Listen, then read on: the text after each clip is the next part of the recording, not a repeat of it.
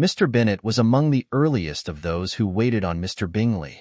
He had always intended to visit him, though to the last always, assuring his wife that he should not go until the evening after the visit was paid. She had no knowledge of it.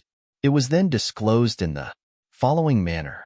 Observing his second daughter employed in trimming a hat, he suddenly addressed her with, "I hope Mr. Bingley will like it, Lizzie."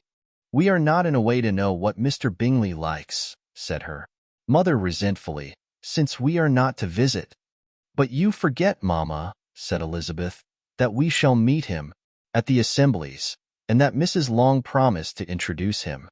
"I do not believe Mrs. Long will do any such thing. She has two nieces of her own. She is a selfish, hypocritical woman, and I have no opinion of her." "No more have I," said Mr. Bennet, "and I am glad to find that you do not depend on her serving you." Mrs. Bennet deigned not to make any reply, but, unable to contain herself, began scolding one of her daughters. "Don't keep coughing so, Kitty, for heaven's sake.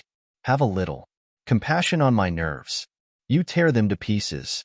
"Kitty has no discretion in her coughs," said her father. "She times them ill." "I do not cough for my own amusement," replied Kitty fretfully. "When is your next ball to be, Lizzie?" "Tomorrow fortnight." "Aye, so it is," cried her mother, "and Mrs. Long does not come back till the day before, so it will be impossible for her to introduce him, for she will not know him herself." "Then, my dear, you may have the advantage of your friend, and introduce Mr. Bingley to her." "Impossible, Mr. Bennet, impossible.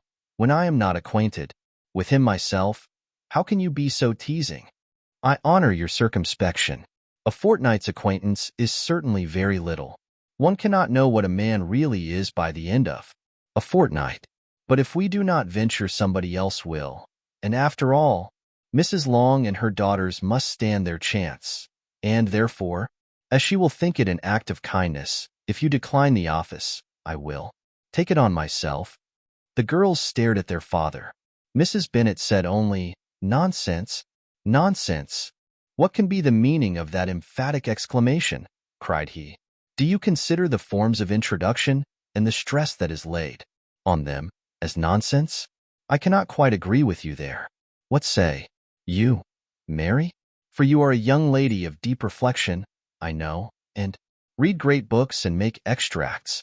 Mary wished to say something sensible, but knew not how. "While Mary is adjusting her ideas," he continued, "let us return to Mr. Bingley." "I am sick of Mr. Bingley," cried his wife. "I am sorry to hear that, but why did not you tell me that before? If I had known as much this morning, I certainly would not have called on him.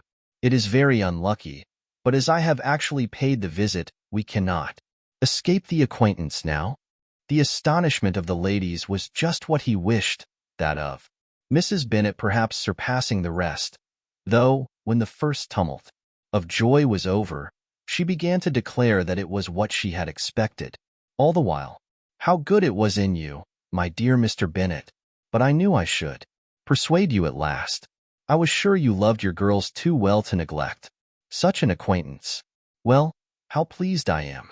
And it is such a good joke, too, that you should have gone this morning and never said a word about it till now." "Now, Kitty, you may cough as much as you choose," said Mr. Bennet, and as he spoke, he left the room, fatigued with the raptures of his wife. "What an excellent father you have, girls," said she, when the door was shut. "I do not know how you will ever make him amends for his kindness, or me either, for that matter. At our time of life it is not so pleasant, I can tell you, to be making new acquaintances every day. But, for your sakes, we would do anything. Lydia, my love, though you are the youngest, I dare say Mr. Bingley will dance with you at the next ball." "Oh," said Lydia stoutly, "I am not afraid, for though I am the youngest, I'm the tallest."